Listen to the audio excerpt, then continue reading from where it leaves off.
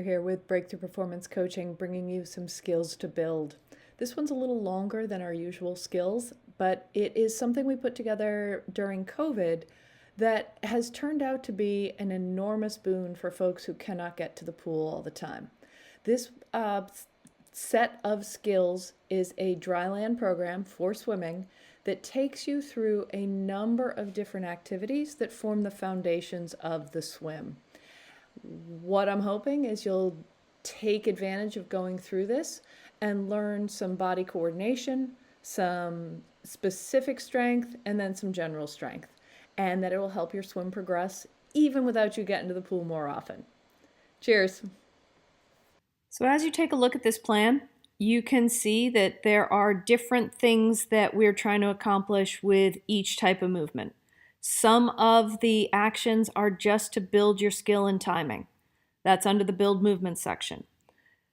Swimming requires an enormous amount of supportive strength, underlying strength. So we've got some things in here to address that.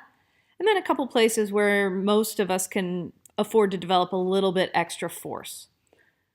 What do you need to get all this done? Frankly, not too much. Okay. Some TheraBand, some stretch cords, something like that, or just your body weight. First motion requires nothing at all. Just going to move your torso without moving your arms or moving your head.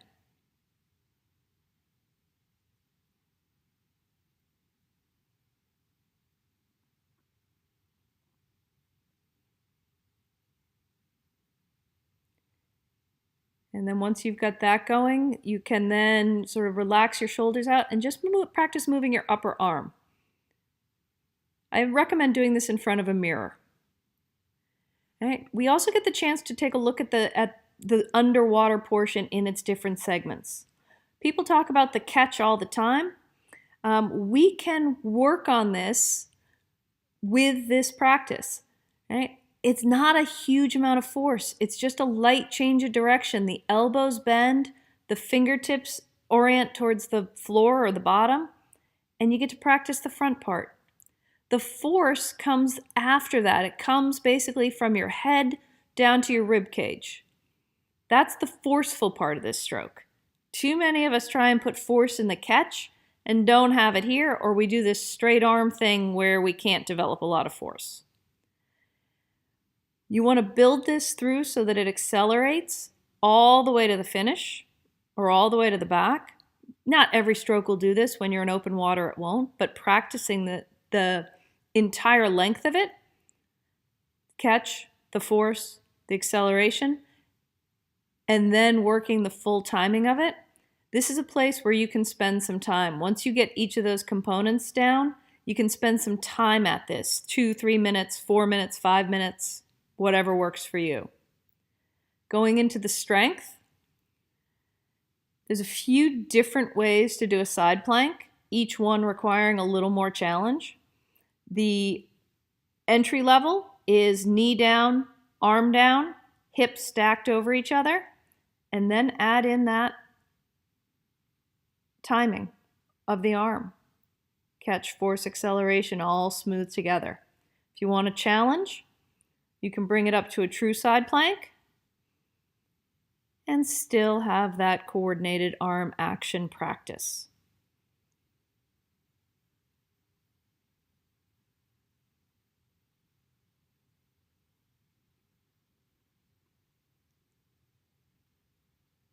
From there, we're going to take it to the other side, reverse it so that you're on your back. Core is not just your belly. Core is front and back side from shoulders to knees, and it all needs a little bit of love and attention. If you are using a band, you can tie it around one of your feet.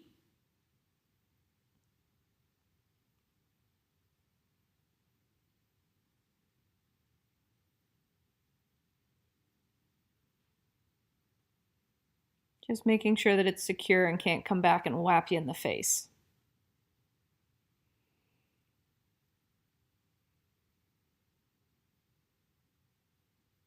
Anchor the band around your support. Come up on your elbows, bridge up from your hips, And then you can add in a challenge by bringing your knee up above your hip and then straightening it back out again.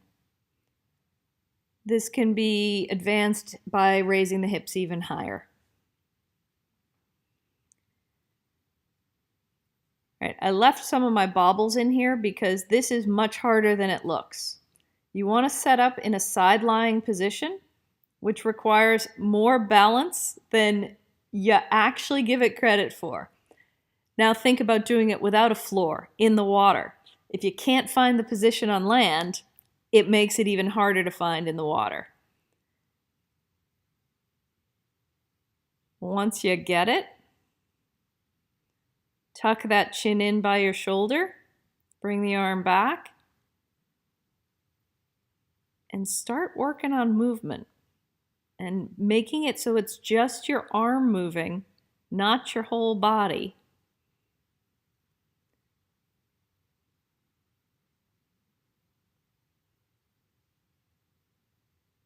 And then hit points going down your side so that you're marking a straight line and not just having your arm jacked behind your head or behind your back. You want straight line body, not arched body for this. If you need to bend the bottom knee, that's a way to support it.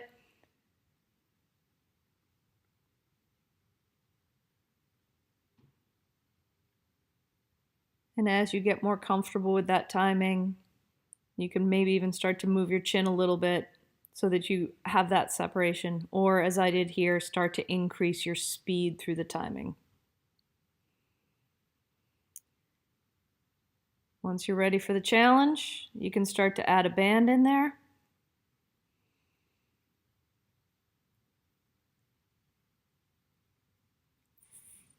Find the motion first, and then work to smooth it out. And then once it's smooth, you can start to add speed. Remember, the force comes near your head. It's change of direction, force, acceleration. Side plank with a reach under is a way to add some rotational challenge. You can go in the knee down position and then just reach under.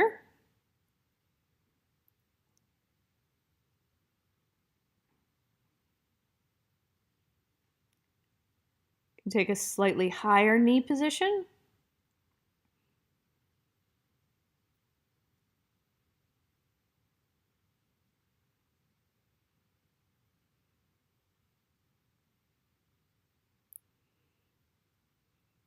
Or you can go to a full side lying position.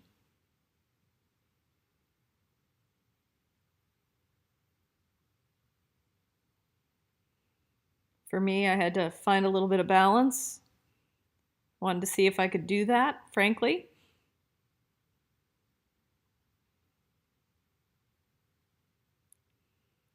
And a plank with an arm march. Traditional plank, typical plank, elbows down, body supported. I'm a little wobbly. I'm still working on my strength on this. You can have your feet wider apart. That will add stability. Bird dogs are fantastic coordination exercise. Go from a tabletop position and you reach one arm and the opposite leg away from your body, lengthening.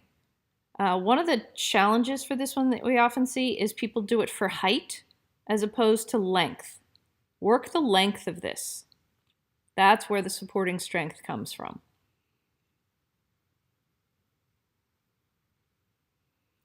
And then finally, a couple exercises just for a little bit of force development. Supported one-arm dumbbell row. I've got a kettlebell here. You can do it with a dumbbell. You can do it with a heavy object. Children are probably a little heavy. I'd go for something smaller. But that goal is to keep the elbow close to the body. And then for a floor-based chest press, this is an alternative to a bench press. It's a little bit more shoulder-friendly, but still develops strength in the chest.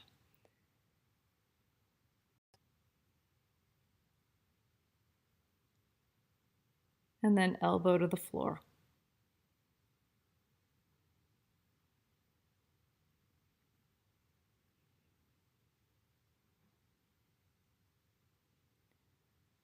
Are there more things you can do? Of course there are, but these will build on your skills, allow you to develop some efficiency, reduce some unnecessary movements, and add a little supportive strength.